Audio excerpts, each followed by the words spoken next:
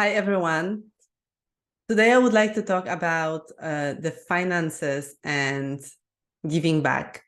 So I've been working since the beginning of the year on my financial management with a financial coach. And then I went to Fiji for what's called Wealth Mastery, where everything about finances and investments and how to build your financial freedom really was, all a topic there. So first of all, I'm sure you know plenty about it, so I'm not an expert to teach you how to, manage your finances.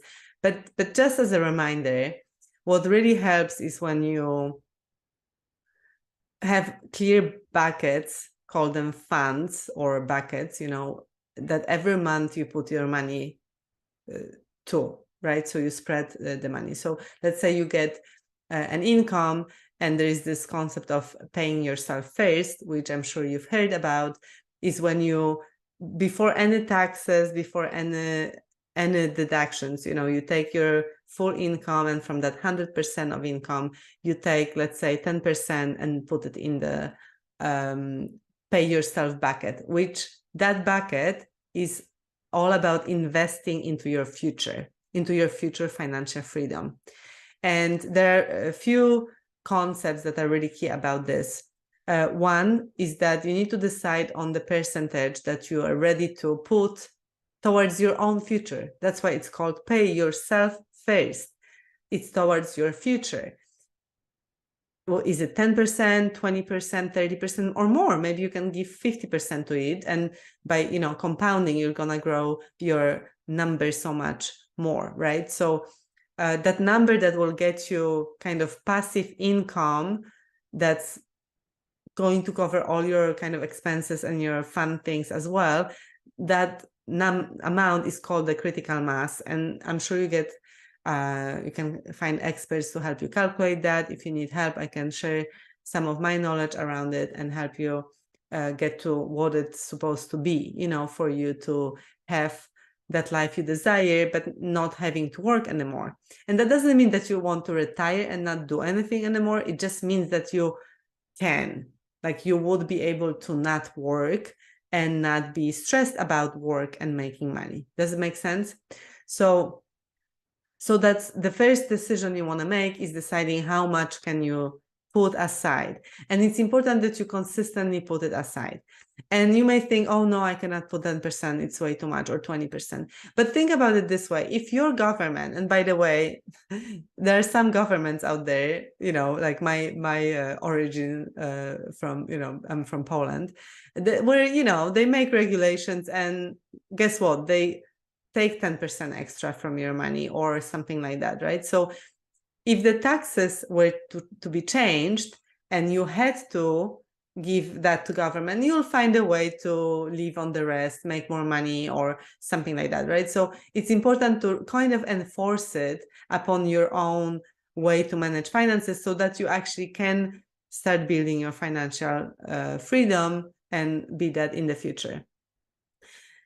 So that's the one thing. And then, investments planning is basically around, how do you then deal with that 10%, and you can decide whether you put 50% to stable, secure funds, and 50% maybe to a more risky one, or maybe 70-30 or 40-60, whatever you feel comfortable with. But know that when you put something to medium to high risk, you might lose it, right? But you might get much more gain. So, and you also probably need to pay more attention to it. And the other things can be like bonds, can be much more secure, and you'll get fixed return. And while with inflation, sometimes it's still a loss, but you figure it out. Like that's where you can ask your financial / investor analyst for help. But just the way to really commit to yourself, that's what I really want to get you from this video. And the second amazing thing is that in your funds, you should really get I mean, you should not, you don't have to, of course, but what's really great practice and what worked for me over the last few months is that you kind of decide how much of the money do you need to put towards your kind of fixed expenses, utilities, groceries, and things like that? How much money do you want to put into your dream bucket, or extraordinary life bucket, towards the travels or adventures, things like that? And how much do you want to put into contribution bucket? So contribution is a big thing, right? If you cannot give 10% right now, you probably won't give 10% later, right? Tony Robbins says that if you cannot give 10 euro out of 100, you probably won't give 10,000 out of 100,000 later. You know what I mean? Like, you wouldn't do it. Like, maybe you'll give much less, but you wouldn't do it either. So the giving and putting money aside for that is really something you have to have a conscious decision. And I strongly recommend you do it, because first of all, it makes you absolutely amazing, feeling amazing and fulfilled when you can help other people who don't have as much as you have. So it brings the gratitude for yourself, right? Gratitude, fulfillment. But of course, I mean, there's so much more than that. It just service of giving back, because you have those talents, you have this amazing mind and amazing brain, and when you make the money, you can give it back. Also, it's really always coming back to you. It's always coming back to you. I learned that the more generous I am, the more I get from it for myself. So even if if your ego doesn't like it, do it. Like, it's selfish. It can be very selfish, to give, because that makes you feel bloody amazing, right? So I really want to encourage you to do that. What I do, I put 5% to charities and 5% to the bonuses to my team, because I want to contribute to my community, to those around me who I extremely value, and I want to build that so that I can offer extras. Maybe it's taking them to lunch, but anything like that will come from the bucket where I want to just give to those who are building my success and helping me out and supporting my clients and supporting this whole thing, right? My mission. So for me, it's 10%, but it's divided into 5 and 5%. And here comes the amazing thing I want to share. So I recently met this amazing man who lives in Portugal, has amazing businesses, and really, really successful guy. And he shared with me that he's supporting an orphanage in Portugal. And this was really already like, wow, I mean, how amazing are you? You not only creating this amazing kind of impact overall through your business, but you didn't forget that what's important, is the bigger mission of your life. And they're supporting 27 kids in Portugal. And I found it so amazing, and it touched my heart, because I personally love Portugal as a country. I love people of Portugal, and I was just really touched.